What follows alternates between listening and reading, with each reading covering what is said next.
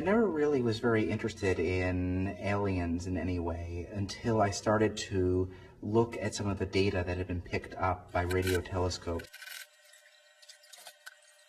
and to see that the data was thought at first to be of great excitement to scientists, only then to be dismissed. And I started to think that maybe somebody who was coming from outside of the sciences could look at it in a more open-ended way.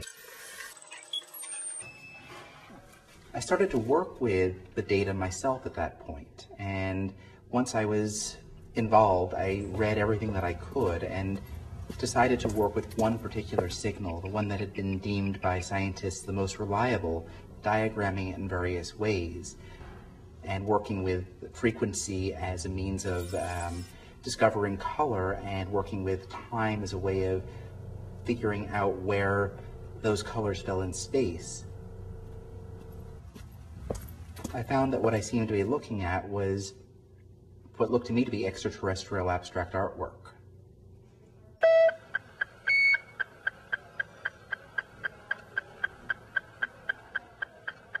The paintings are three different interpretations of the same data, and over successive generations, I created more and more precise drawings that I could then use to generate by computer the foundation for giclée inkjet paintings on canvas.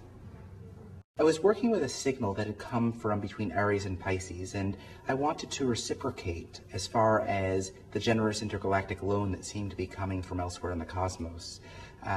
Communication across the cosmos seemed to me to be an incredible thing. So I decided that I would reciprocate on the loan by sending my own art out into the cosmos. I don't know how to paint, and I'm by no means a trained abstract artist. So I decided that I would look at the museum's collection, and I figured out an abstraction that was relatively simple that I would be able to encode using the same rules that I had used to decode the signal from elsewhere in the universe. I created in a program called Audacity an audio signal that would encode the abstraction that I created.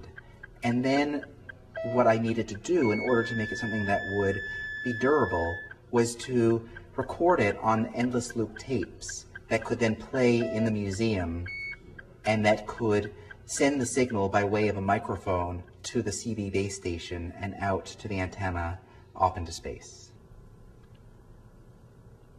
When I was researching this project, how to communicate intergalactically, I found that ham radio operators have a trick, which is to use slinkies to build an antenna. It's a much more efficient way to make a signal propagate than merely using cable. My projects take advantage of what I call found processes.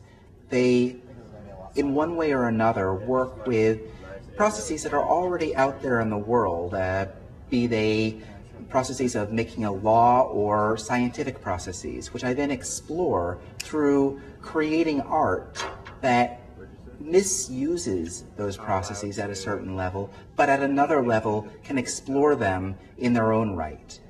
To me, it comes down to the thought experiment, to the idea that really anything that we do out in the world, and in the case of science, this is very complex, requires some sort of outside investigation, some sort of questioning of what assumptions are in place. Jonathon Keats's art fits into the tradition of performance art, perhaps even more than in the tradition of conceptual art. He is in character at all times, and in a way the exhibition or the results of his art projects, the physical manifestations of his art projects, are kind of remnants of these performances. So maybe the aesthetic value of this particular exhibition and this project is not in the paintings themselves, it's not in what normally would be a result of the process, but actually in everything that surrounds it. I decided that I would display the data as well as the finished images because I wanted this to be an open process. I didn't want anybody to think that there's one way in which this material could be worked with. I wanted to bring people into the process and to have in the room all of the data as well as a finished image was one way in which people could examine the data and come up with their own interpretation, their own imagery. In a sense, this is the ultimate outsider art, and Judaism, of course, is a diaspora culture, an outsider culture. And so another thought experiment, perhaps, is to ask questions about to what degree it's possible for there to be any exchange between beings, humans or otherwise, that have been disconnected for reasons of culture or for reasons of history or for reasons of the size of the cosmos for a very long time. Is this outsider art? Perhaps it's the art of the other more than outsider art. I think Jews in 20th century, particularly living in the diaspora and trying to enter the modern world and modern culture, have been outsiders, have been immigrants who really had to work through trying to communicate with the other, trying to find a common language. Lingua franca, sort of, visual Esperanto has been sort of haunting Jewish artists for about a century. From my point of view, this work opens us the space of dialogues between different perception of the world, between different faiths, different religion today. For example, relation between Christian civilization and Jewish civilization, and relation between Islam and Jews on the Middle East. Remind me our search of the peaceful contact with another civilization out of space. I consider atheistic science and religious theology, in this case, working on the same problem. We're looking for the discovery of the relation between mystery and irony. That's important, especially in conceptual art and my art as well. You know, I am immigrant, and for me, translation from one language to another language still basic problem of my existence.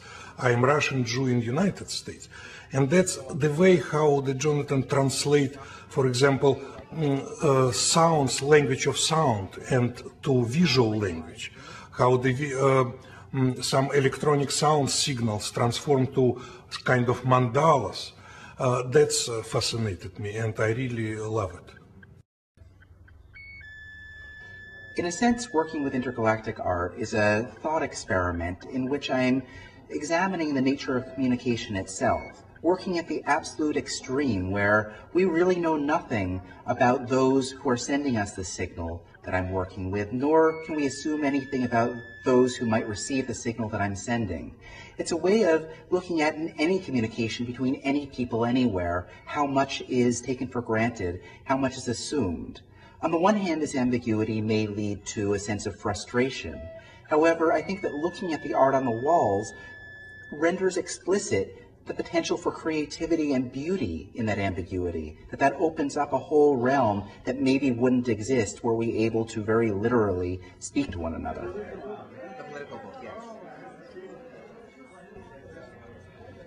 I have no idea how beings elsewhere in the universe will receive or interpret this signal, and to me that's partly what's interesting, in the same way that it's interesting to me to see the multiplicity of possibilities looking at a signal from elsewhere in the universe.